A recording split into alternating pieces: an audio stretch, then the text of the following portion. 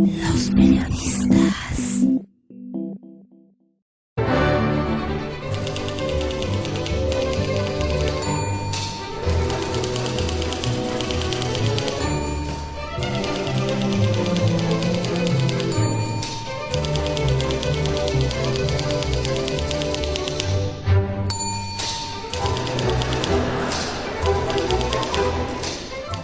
Para los interesados profesional o culturalmente en el tema del patrimonio edificado en Puebla, los últimos días fueron interesantes por las declaraciones del gobernador Miguel Barbosa prácticamente al inicio de su cuarto año de gobierno. Quizá existan algunas imprecisiones, tal vez por la información acaso manipulada acercada al gobernador. Por suerte, el consejero jurídico Carlos Palafox Galeana es poblano de Puebla y además estuvo unos meses como coordinador del Fideicomiso del Paseo de San Francisco en el primer año de gobierno de Melquiades Morales. Al momento de anunciar el rescate, entrecomillado, de la llamada Casa del Torno, conocida por los poblanos como la Casa del Maestro Márquez Figueroa, el gobernador omitió el porqué de la inauguración de un edificio del siglo XVII, derribado por los intereses de Rafael Moreno Valle, para construir el teleférico el 18 de noviembre de 2012. Los arquitectos e ingenieros encontraron en la casa del maestro Márquez Figueroa el sitio ideal para levantar la torre que soportaría los cables del aparato que comunicaría al centro de convenciones con la zona de los fuertes.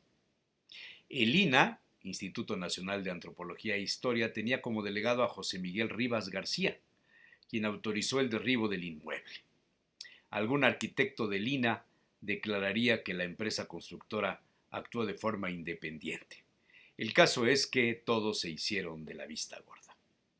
Gracias a la recomendación de la UNESCO en 2015 se ejecutó la recuperación del inmueble y se aplicó la técnica de la anastilosis, sugerida por los arquitectos del INAH, pues, dijeron en aquel momento, se conservaron todas las piezas para recuperar las jambas de la puerta principal, todo lo demás es nuevo, o sea, bajo la óptica de la restauración se trata de un falso histórico. Hace 6 años, 2016, se entregó el edificio reconstruido y ahora se vuelve a inaugurar. La placa alusiva habla de rehabilitación, pero algunos opinadores insisten en hablar de rescate, como si el inmueble hubiera sido secuestrado. Otra versión que supone desinformación malintencionada o derivada de la ignorancia fue acusar al Hotel Banyan Tree de delitos de destrucción del patrimonio edificado, en concreto los casos de los lavaderos de Almoloya y la construcción o transformación de un drenaje por un túnel para comunicar la zona del hotel con los jardines de lo que fuera la Casa de Trinitarias, autoadjudicados por Jacobo Martínez Ramos bajo la sospechosa protección de algunos arquitectos del INAH, funcionarios o exfuncionarios locales. Jacobo Martínez representaba los intereses en una sociedad con OHL en la primera etapa de inversiones en la zona de San Francisco. Al momento de liquidar la sociedad con OHL, la familia Martínez se quedó con los predios donde sería posible la construcción del hotel. Así se edificó, con permiso y supervisión del INAH, un edificio anunciado en la revista México Desconocido como Rosewood Puebla, un hotel que combina la historia con el lujo.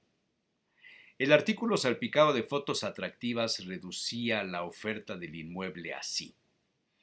El hotel mismo está conformado por vestigios arquitectónicos que incluyen 3 edificios de antaño, así como la capilla del Cirineo que data del siglo XVIII, los lavaderos de Almoloya y uno de los túneles secretos de Puebla, así como las exfábricas textiles de San Francisco.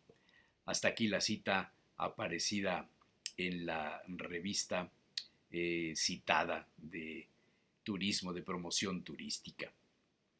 Al hotel, que fue inaugurado en 2017 con una inversión de $35 millones, según se publicó, la inversión no fue de Rosewood Hotels and Resorts, sino de la familia Martínez Ramos. Casi 3 años después se rompió la relación. Los enterados hablan de que hubo un engaño de los propietarios, los Martínez Ramos, a los operadores del hotel, con lo cual se terminó la relación el 18 de diciembre de 2019. Incluso se especula con que Rosewood estableció una demanda. El inmueble pasó a convertirse en Azul Talavera, operado por los Martínez, y hace poco la firma Banyan Tree se hizo cargo de la operación.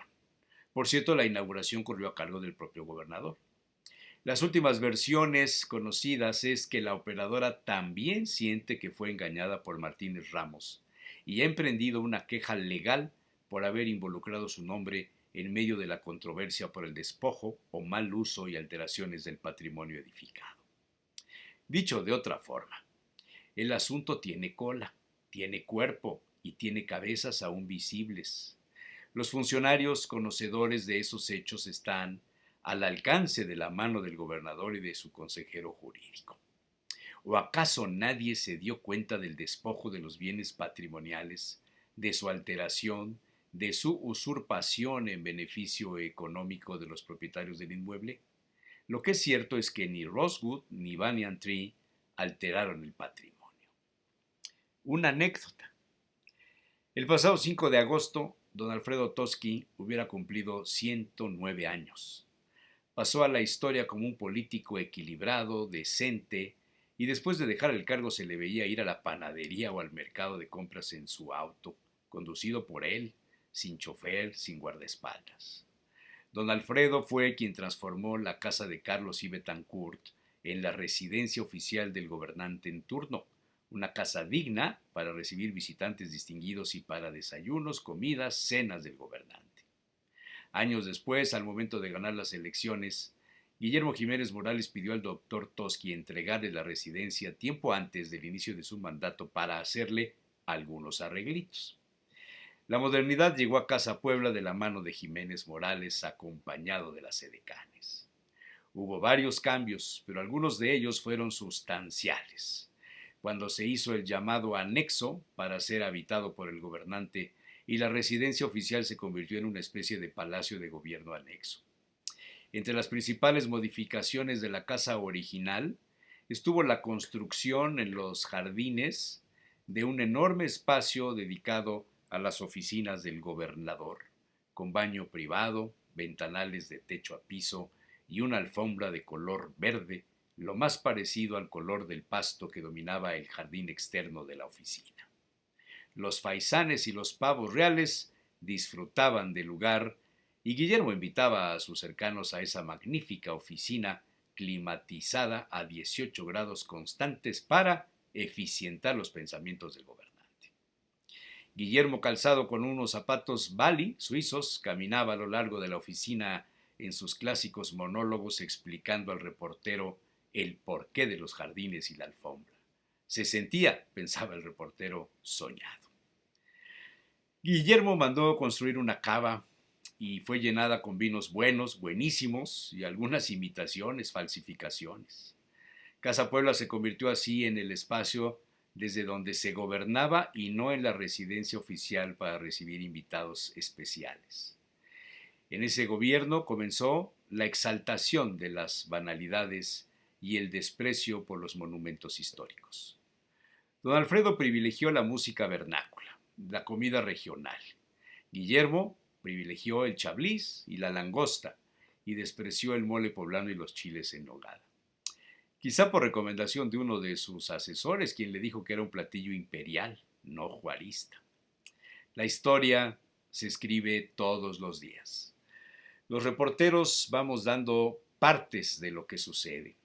Alguna vez la frase de este reportero para cerrar las emisiones de radio decía: los políticos pasan, los periodistas quedan. Felicidades a Rodolfo Ruiz y a quienes le han acompañado en estos primeros 20 años de emisión digital. Y gracias por el espacio. O por lo menos así me lo parece.